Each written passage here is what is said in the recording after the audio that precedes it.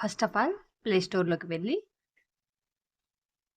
అసలు Canva app అంటే ఏంటో తెలియని వాళ్ళ కోసం చెప్తున్నానండి. సో, సెర్చ్ బార్‌లో క్యాన్వా యాప్ అని సెర్చ్ చేయండి. ఆల్రెడీ ఇన్‌స్టాల్ చేసింది కాబట్టి ఓపెన్ వస్తుంది. మీరు ఇన్‌స్టాల్ చేసుకొని ఓపెన్ చేసుకోండి.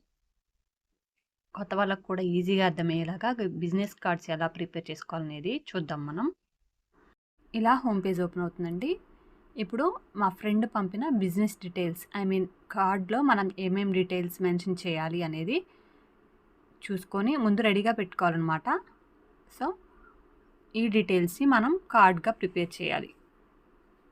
చూడండి, ఇప్పుడు సెర్చ్ బార్‌లో నేను బిజినెస్ కార్డ్స్, టెంప్లేట్స్ అనే ఆప్షన్ మీదే క్లిక్ చేసి ఉండాలండి కంపల్సరీగా.